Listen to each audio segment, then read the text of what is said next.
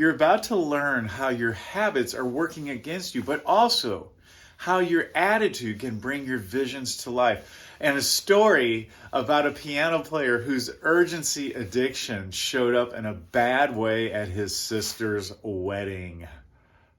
Welcome to No Bow Tie, where we conquer emptiness and frustration, discover our uniqueness, and live with unrelenting joy. I'm John No Bow Tie Swoboda, musician and author.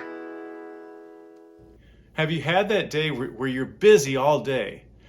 You don't have any time to spare, and at the end of the day, you find that you really got nothing important done, nothing that pertains to you? I came home late last Tuesday and I had a sense of accomplishment because everything on my to-do list was checked off. I woke up the next morning and I had equally the same amount of emptiness because none of those things had any direction. I didn't know what to do the next day to continue those things. I got my list, I looked at them, everything was just an errand that I was running. But yet at the time I had a feeling of accomplishment. I realized that I was paying more attention to my habits than I was my direction. You might see it in your own life where your rituals and your routines pertain to your comfort or putting things off, where at the end of the day, you do have a feeling of satisfaction, but all you've done was promote the past. All you've done is create more of what you already know, what you're already comfortable with. It's because your habits are misdirected. Your habits are the things that you repeat that make you who you are and create whatever tomorrow is going to hold. Today's episode is just about that, how to create the habits that you wish you had. Be sure to subscribe.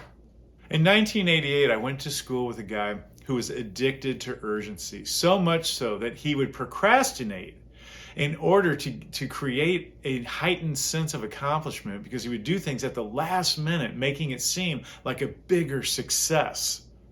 Also, he felt challenged, but yet he was still in control. But this backfired on him, and he got him into some trouble, as you will soon see. He was a very talented pianist, so much so that he was often called on to accompany soloists and vocalists for all occasions of performances, weddings, the whole bit. And needless to say, he loved to procrastinate getting there so that he could walk in at the last minute and burst in like he had saved the day. But he would always show up to a soloist that would be red in the face with anger, wondering where he had been. And he was on time. He was last minute, but he was on time. And he loved to walk in and not say anything about almost being late, but he was in control of that moment. Well, one time his sister asked him to play at her wedding, and he agreed, of course. And the day of the wedding, he was prepared, but he sat at home watching TV and eating some lunch right up to the nick of time to go to that wedding.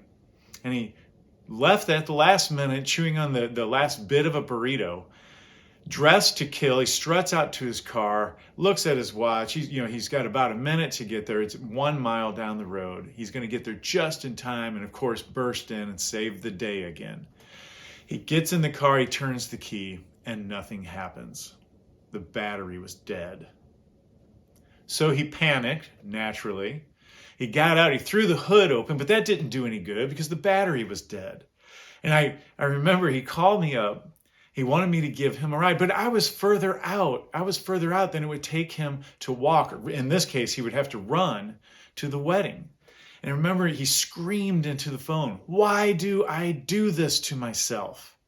You could tell that he was frustrated by the habit that he had created that so often gave him an enlightened sense, a sense of heightened awareness and control. But this time it backfired on him. So off he went, running in a pair of dress shoes to the wedding. His cell phone was going off, and he answered it with every lie that he could come up with about what was going on, because he knew he was guilty. He knew that habit was not the one that was favored at the time. And his sister, he walked into the wedding. The wedding had already started. His sister's going down the aisle during the processional. Fortunately, they had the house organist sat in and filled in with something else. She looks over at him with a fake smile. You can tell that she is stressed to the core. He sat there dripping with sweat because he knew that his urgency addiction was core to the problem. And he had seen this play out in other ways in his life, of people being frustrated at him, not inviting him back for things because of the way that he handled it. And we've all done it. We've all done it. Making vacation plans, getting ready to go to work, the routine where you swear you're going to be there on time. And again, for some reason, you're a couple of minutes late. I had a lady one time working at Circle K. She was late every day. And she told me if they want me to show up on time, they're going to have to schedule me for 5 minutes later. I call these procrastination gaps, what you do to avoid the obvious. It piles up and most of the time makes it so you don't really even want to do what you've already committed to get done. The solution is one that you're not doing, or perhaps you're just going to do it later. You may not know that I offer life coaching that addresses procrastination and a myriad of other problems that are holding you back in life. Go to nobowtie.com and check it out. Send me a note and let me know any questions that you might have. Now, let's quit procrastinating and get back to the solution about how to create better habits. My brother, Spo, is 4 years my senior. And at the age of 60, he can ride a mountain bike like a college kid.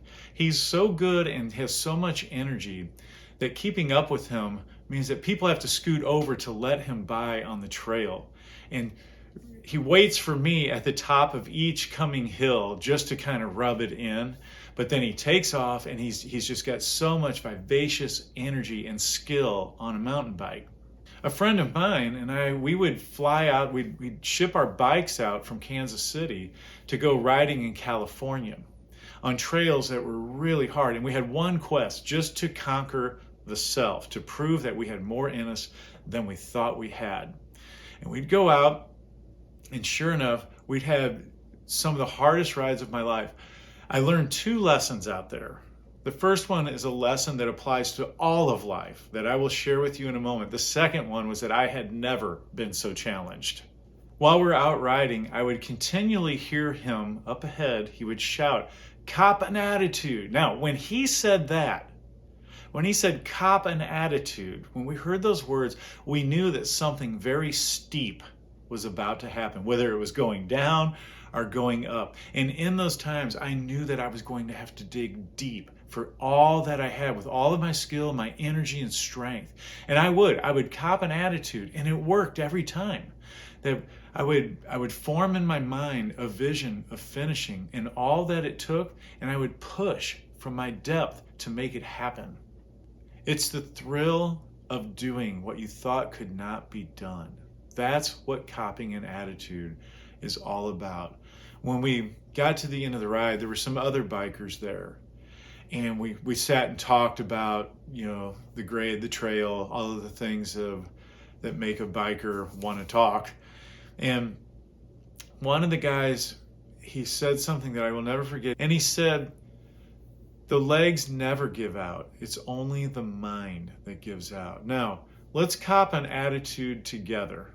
Let's apply it as a principle to your life. Cop an attitude. Blow through the procrastination, create the better habits that you wish you had, and start living the life that you know you can live. You can live it. It's time for you to cop an attitude. Let's apply it together. You don't want to miss next week's show. We're going to take the rebuilding of habits and apply it to a subject that bothers everybody, that in a world that's so big, we feel so small, like we don't matter, and we're going to make sure that you do. Be sure to subscribe. I'm going to leave you with yet another musical treat. These are always fun. We're going to check out some Mozart variations done no bow tie style. Enjoy. See you next week. Speaking of Mozart, let's see.